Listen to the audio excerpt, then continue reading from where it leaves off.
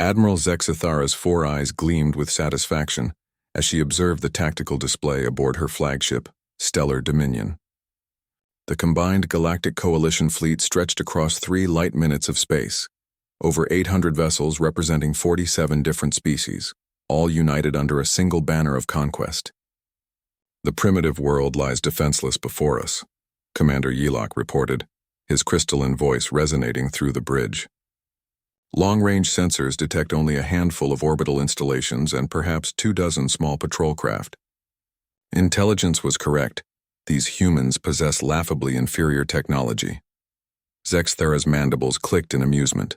For 300 cycles, the Coalition had expanded across the galaxy, absorbing countless worlds into their empire. Some species joined willingly, seduced by promises of technological advancement.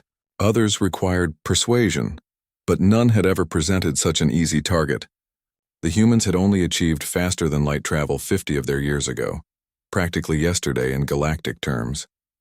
Their first diplomatic contact had been met with typical primitive arrogance. A polite but firm refusal to join the Coalition, followed by radio silence when pressed for compliance. "Signal the fleet," Zexithara commanded. "Begin the advance. Standard intimidation formation. Let them see the futility of resistance." Across the void, engines flared to life. Massive dreadnoughts, sleek destroyers, and swarms of fighter craft began their stately procession toward the blue-green world that had dared defy galactic civilization. Lieutenant Jaktar, monitoring communications, suddenly straightened his serpentine neck. "Admiral, we're receiving a transmission from the planet." "Put it through." The holographic display shimmered, revealing a surprisingly young human female in a crisp military uniform.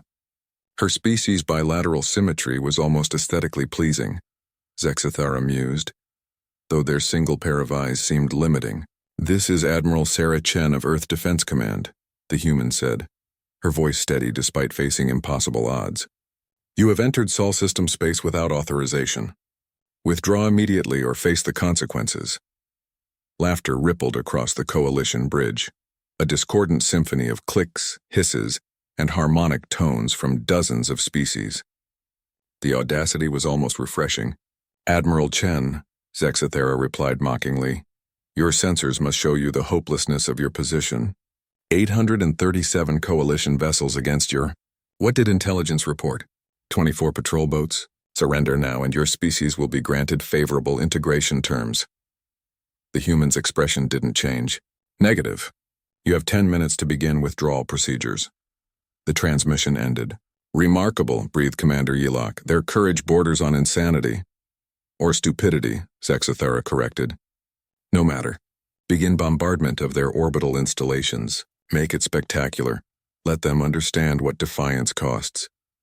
The Coalition's forward elements opened fire, lance beams and plasma bolts lighting the darkness. Human defensive platforms erupted in silent flowers of destruction, their primitive kinetic barriers utterly inadequate against advanced Coalition weaponry. "Sir," Jaktar's voice carried a note of confusion.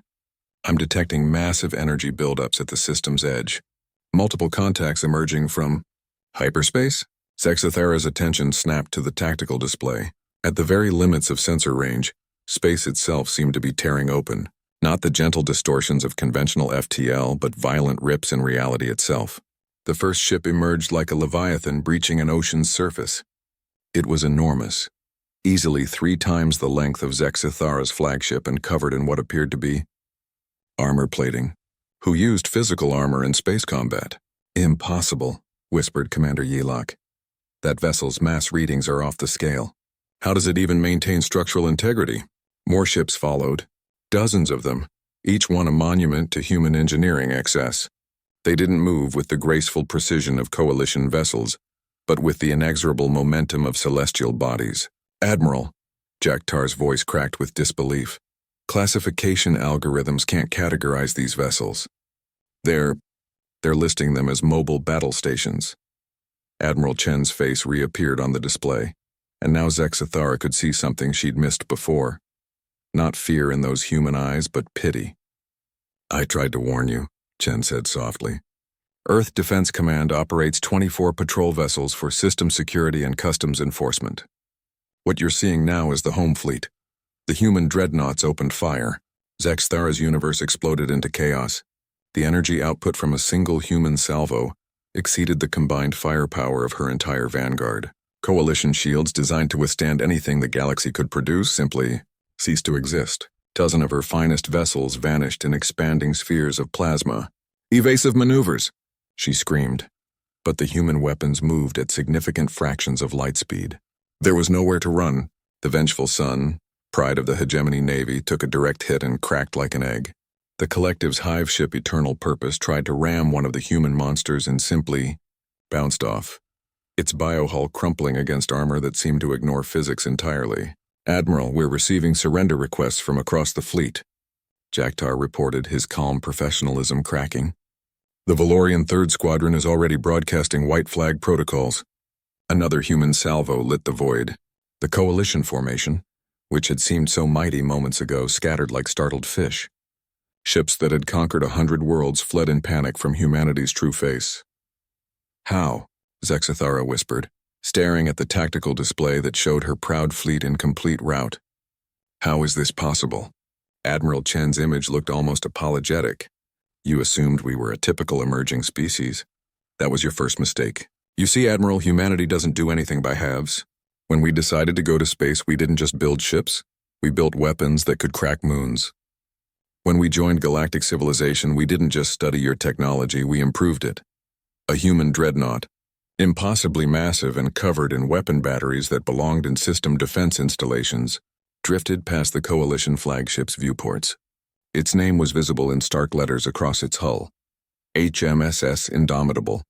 Your second mistake," Chen continued as coalition vessels continued to flee or surrender around them, "was thinking that just because we're new to the galactic stage, we're naive about galactic politics. We've been watching, learning, preparing. Did you really think we'd leave Earth defenseless while exploring the galaxy?" Zexthara's mandibles trembled as the scope of the miscalculation became clear. Intelligence reports suggested what we wanted them to suggest," Admiral Chen interrupted. "Those patrol boats you detected? They're trainee vessels, academy ships. The real home fleet was, positioned exactly where it needed to be to respond to this exact scenario. The coalition fleet that had entered Sol system, with such confidence, was now either fleeing at maximum velocity or broadcasting surrender frequencies. Humanity's dreadnoughts held position like sleeping giants, their message clear: this far and no further. "Admiral Zexthara," Chen's voice carried the weight of species-ending authority, "you will withdraw your remaining forces from Sol system immediately. Any further hostile action will result in the complete destruction of your fleet. Are we understood?" Looking at the twisted wreckage of what had been the galaxy's most powerful naval force, Zexthara managed a weak acknowledgement.